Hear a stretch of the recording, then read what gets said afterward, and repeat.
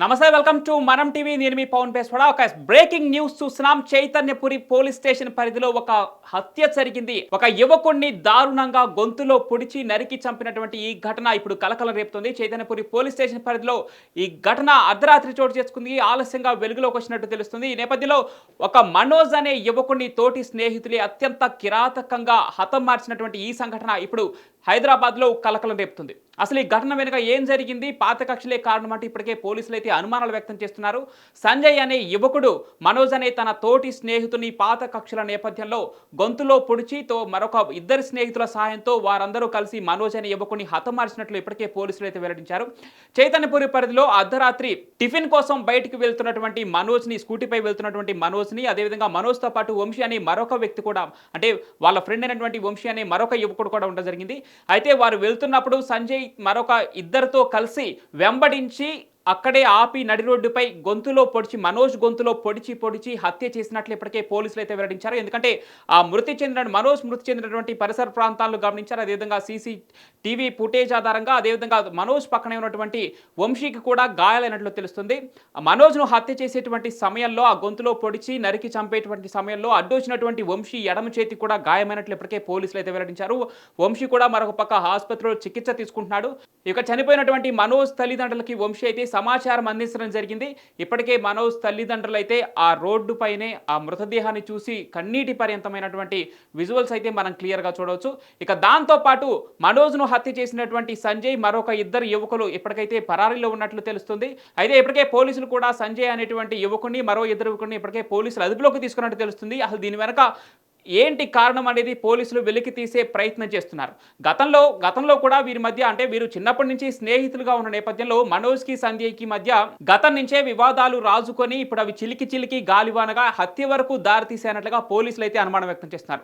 గతంలో కూడా వీరిద్దరి మధ్య వివాదం తలెత్తే ఒక 3 లక్షల రూపాయల విషయంలో పెద్ద మనుషులు పంచాయతీ చేసి దాన్ని సద్దుమణిగేలా చేసి ప్రస్తుతం వాళ్ళిద్దరు స్నేహితులుగా కొనసాగుతున్నారు. మళ్ళీ ఏమైందో ఏమో ఈరోజు మనోజ్ని హత్య చేసే వరకు వారి యొక్క పగ ప్రతీకారాలు కొనసాగుతూ వస్తున్నాయి. సంజయ్ అనే వ్యక్తి, అంటే సంజయ్ అనే యువకుడు మరొక ఇద్దరితో కలిసి వారి సహాయం తీసుకొని మనోజ్ అనే యువకుని నడి రోడ్డుపై అత్యంత కిరాతకంగా చంపినటువంటి ఇప్పుడు ఈ ఘటన ఇప్పుడు హైదరాబాద్లో కలకలం రేపుతుంది. మరోపక్క మనోజ్ మృతదేహాన్ని ఇప్పటికే ఉస్మానియా హాస్పిటల్కు పోస్ట్ మార్టం నిమిత్తం తరలించారు. అక్కడ పోస్ట్ మార్టం కూడా కంప్లీట్ అయినట్టు తెలుస్తుంది. ఇక అంత్యక్రియల కోసం మనోజ్ తల్లిదండ్రులకైతే ఇప్పుడు మనోజ్ డెడ్ బాడీని అయితే అప్పగించడానికి పోలీసులు అయితే ముమ్మర ఏర్పాట్లు చేస్తున్నారు. మరోపక్క సంజయ్ ఇంట్రాగేషన్లో అసలు ఏం చెప్పబోతున్నాడు, ఏ కారణాలతో తనను హత్య చేయాల్సి వచ్చింది, సంజయ్తో పాటు ఉన్న వ్యక్తులు ఎవరకు, వారికి వీరికి అసలు ఉన్నటువంటి రిలేషన్ ఏంటి, వీరిద్దరూ స్నేహితులుగానే కొనసాగుతున్నారా, స్నేహితులుగా కొనసాగుతున్నప్పటికీ ఎందుకు హత్య చేయాల్సి వచ్చింది, ఏదైనా ప్రేమ వ్యవహారం లాంటిది ఏదైనా నిజంగానే వీరి మధ్యలో తగువుకు కారణమైందా, మరొక పక్క మనోజ్తో పాటు ఉన్నటువంటి వంశీ కూడా కొన్ని ఆధారాలు చెప్పాల్సినటువంటి అవసరం ఉంది. ఎందుకంటే ప్రత్యక్ష సాక్షి వంశీ కాబట్టి వంశీ ఏం చెప్తాడు, అసలు ఎవరెవరు వచ్చారు, సంజయ్తో పాటు ఉన్నటువంటి మరో ఇద్దరు యువకులు ఎవరు, వారికి వీరికి సంబంధం ఏంటి, అదేవిధంగా సంజయ్కి మనోజ్కి మధ్య పాత గొడవలు ఏమైనా ఉన్నాయనేది వంశీతో పాటు మనోజ్ తల్లిదండ్రులు కూడా చెప్పాల్సిన అవసరం ఉంది. ఇంకా ఇంట్రాగేషన్ ఎవరెవరిని చేస్తారు అనేది మాత్రం వేచి చూడాలి. పోలీసుల విచారణలోనే దీని వెనక అసలు కారణాలు ఏంటని మాత్రం తెలియాల్సి ఉంది.